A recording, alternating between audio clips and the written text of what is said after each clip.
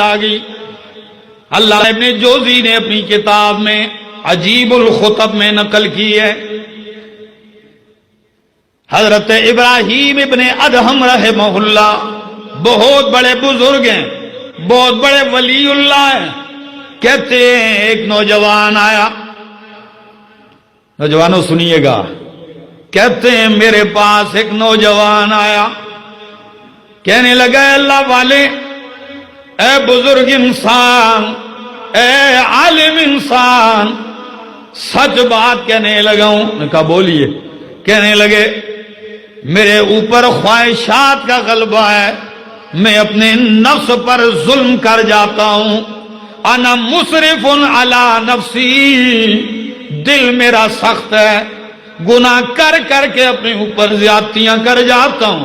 آپ کے پاس اس لیے آیا ہوں کہ کوئی ایسی چیز بتائیں کہ اللہ یلین قلبی وینورہ، کہ اللہ میرے دل کو موم کر دے اور نور ایمان سے منور کر دے. سنیے گا، مزہ آئے گا. یہ بندہ ہے، گناہگار ہے، سچ سچ بات کہہ گیا. ہم سے بھی لوگ فون پہ پوچھتے رہتے ہیں، سچ سچ بات کہہ گیا، نہیں قابو کر سکتا ہوں، گناہ ہو جاتے ہیں، کوئی طریقہ بتائیے. کہنے لگے اے نوجوان، تو نے سچ بتایا، اب مجھ سے بھی سچ سن. 6 چیزیں بتانے لگا ہوں، 6 خصلتیں. 6 خصلتیں تو مجھ سے لے لے، اس کے بعد میری طرف سے گارنٹی ہے آپ جو بھی عمل کریں گے وہ آپ کو نقصان نہیں دے سکے گا، آپ کو ذرا تکلیف نہیں پہنچا سکے گا. نوجوان ایک دم طلب پیدا ہوئی، کہنے لگا ہاں ماہیا، وہ 6 خصلتیں کون سی ہیں بتائیے گا مجھے. کہنے لگے قربان جاؤں، علماء اور اللہ والے، اللہ نے جن کو حکمت کی دولت سے مالا مال کر دیا، وہ سمجھانے کا انداز بھی ہوتا ہے، انداز ہے سمجھانے کا. سنیے، کہنے لگے اے جوان، پہلی خصلت یہ الخصلت الاولی، پہلی خصلت یہ اذا اردت ان تعصی اللہ، جب تو یہ ارادہ کرے کہ اللہ کی نافرمانی کا، گناہ کرنے کا ارادہ کر جائے، اللہ کی نافرمانی کا ارادہ جب تو کر بیٹھے گناہ کرنے کے لیے، تو فرمایا پہلی خصلت یہ ہے فلا تأکل رزقہ، اتنا خیال کر جب اس کا گناہ کرتا ہے، نافرمانی کرتا ہے، تو اس کا رزق نہ کھا. یہ پہلی خصلت پیدا کر اپنے اندر. جب اسی کا باغی بنتا ہے، اس کا گناہ کرتا ہے، اس کی نافرمانی کرتا ہے، ارادہ ہو جائے تو پہلی خصلت کیا ہے؟ فلا تأکل رزقہ، اس کی روزی نہ کھا، اس کا رزق. عجیب بات ہے، اذا کان البر والبحر والمشرق والمغرب والسہل والجبل، جب مشرق مغرب، شمال و جنوب، بر اور بحر، پہاڑ اور ہموار، یہ سارا اللہ کا رزق ہے، جب یہ نہ کھاؤں تو فَمِنْ أَيْنَ آكُلُ، پھر میں کہاں سے کھاؤں گا؟ تو اللہ والے نے کہا پھر سچ بتا، اَفَيُحْسِنُ بِكَ، کیا پھر تیرے شان کے یہ لائق ہے کہ تو اس کا رزق بھی کھائے اور اس کی نافرمانی بھی کرے؟ کیا یہ بات سوٹ کرتی ہے آپ کو؟ کہنے لگا لا واللہ، یہ تو میرے لائق نہیں کہ کھاؤں اس کا اور نافرمانی بھی اسی کی کروں. دوسری بتائیے، دوسری خصلت. کہنے لگے اچھا دوسری خصلت سنیے جوان. فرمایا اذا اردت ان تعصی اللہ، جب تو ارادہ کرے کہ میں اللہ کی نافرمانی کروں. بہت سارے مواقع آتے ہیں، دن میں، رات میں، خلوت میں، جلوت میں، کوئی نہیں دیکھتا. جب تیرا ارادہ ہو اللہ کی نافرمانی کرنے کا، گناہ کرنے کا، تو دوسری خصلت یہ اپنا کہ فلا تسکن بلدہ، پھر اللہ کے شہر میں، اللہ کی بستی میں نہ، اللہ کی زمین پہ نہ رہے، پھر کر گناہ۔ وہ کہنے لگا واللہ، اللہ کی قسم ہے اے اللہ کے ولی، یہ تو پہلے سے بھی زیادہ سخت بات ہے، کیونکہ ساری کائنات ہی اس کا شہر ہے، اسی کی بستی، اسی کا جو ہے بنایا ہوا ہے، اسی کی ملکیت ہے۔ جب میں اللہ کے شہر میں نہ رہوں تو فی ای جہۃ اسکن، پھر رہوں گا کہاں؟ تو اللہ والے نے کہا جوان افا یحسن بک، کیا تیرے ساتھ یہ بات جھجتی ہے؟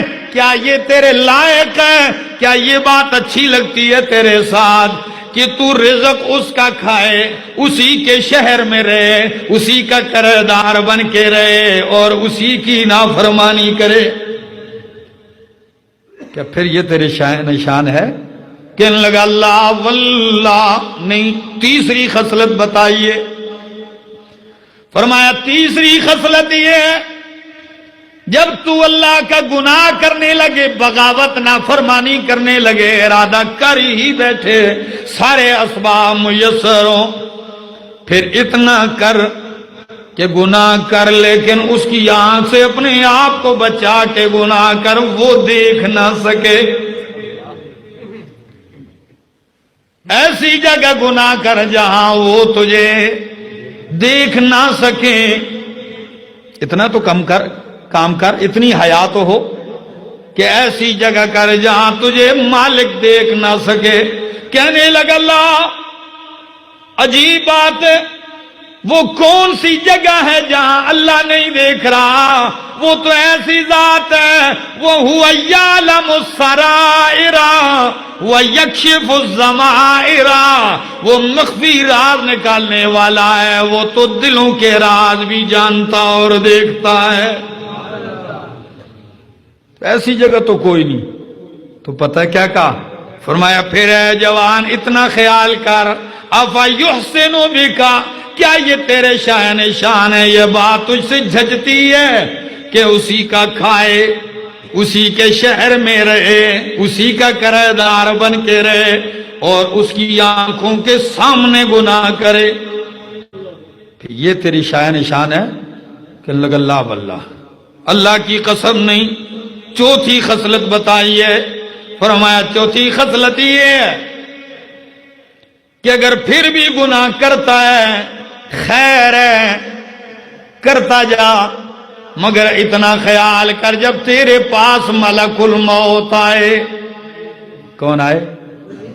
ملک الموت آئے تو اتنا کہہ دینا ملک الموت سے اخرنی حتی اتوبہ، ٹھہر جا ملک الموت، تھوڑی دیر، ابھی تک میں نے توبہ نہیں کی، توبہ کر لوں، روح نکال لینا۔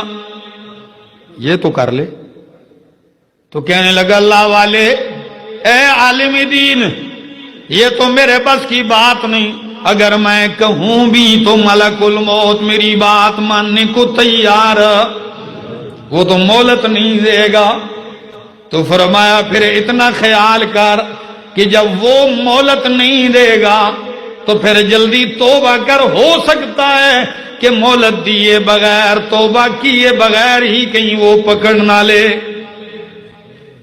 صبح ہونے سے پہلے ہی پہلے گناہ کر کے سویا ہے اور رات اسی میں گرفتار ہو جائے۔ کہنے لگے اللہ کے ولی پانچویں صفت بتائیے۔ فرمایا یہ بھی نہیں کر سکتے تو پانچویں خصلت پیدا کر۔ وہ کون سی؟ فرمایا اتنا کر جب مر جائے اور منکر نکیر آئے قبر یعنی برزخ میں، کیا؟ کیونکہ قبر سے مراد صرف یہ کھڈا ہی نہیں ہے، بلکہ مرنے کے بعد آپ دفن کریں یا سمندر میں چلا جائے، مچھلی کے پیٹ میں چلا جائے، ہواؤں میں چلا جائے، چڑیا کھا جائے، درندے کھا جائیں، جہاں بھی جائے گا، اگر عذاب قبر یعنی برزخ کے عذاب کا مستحق ہوگا، ثواب کا مستحق ہوگا تو اس کو پہنچ کے رہے گا۔ کیا؟ فرعون آج تک دفن نہیں ہے، تو کیا اس کو عذاب نہیں ہوگا؟ ہوگا۔ فرمایا پھر جب مرنے کے بعد قبر یعنی برزخ میں منکر نکیر آئے تو فخاصمہما بقولک، پھر ان سے مناظرہ کر لینا۔ کیا؟ اب بڑا تیز تراز آدمی ہے تو نا، مناظر اسلام ہے، پھر ان سے کیا کر لینا؟ مناظرہ کر لینا، اور ان دونوں کو فخاصمہما، ان دونوں کو چپ کروا دینا، لاجواب کر دینا۔ کہنے لگے اللہ کے بندے یہ تو میرے بس کی بات یہ بھی نہیں کر سکتا۔ آخری صفت بتائیے، چھٹی خصلت، فرمایا پھر چلو یہ بھی نہیں کر سکتا تو کم از کم اتنا کر، اذا کنت غدا بین یدی اللہ، کل جب اللہ کے حضور پیش ہو، اللہ کی بارگاہ میں پیش ہو، تو اتنا کہ اذا امرک اللہ اذا امرک اللہ الی النار، جب اللہ تجھے حکم دے دے کہ جا آگ کی طرف جہنم چلا جا، تو پھر تو وہاں آکڑ کے کھڑا ہو جا اور کہنا لا اذهب الیہا، میں نہیں جاتا ہوں۔ پھر کر گنا، اتنی جرت کر کے کل اگر اللہ تجھے کہہ دے کدھر چلا جا، جاؤ جہنم میں چلے جاؤ، پھر کھڑے ہو کے کہہ دینا اللہ میں کوئی نہیں جاتا۔ کہنے لگے حضرت میں اس کی جرت بھی، فرمایا جب اس کی جرت نہیں، جب یہ پیش کی بات تو لڑکے کی چیخیں نکل گئی، کہنے لگے بس کیجئے انشاءاللہ آج کے بعد گناہ نہیں ہوگا، آج کے بعد نافرمانی نہیں ہوگی۔ یہ 6 خصلتیں یاد رکھو، انشاءاللہ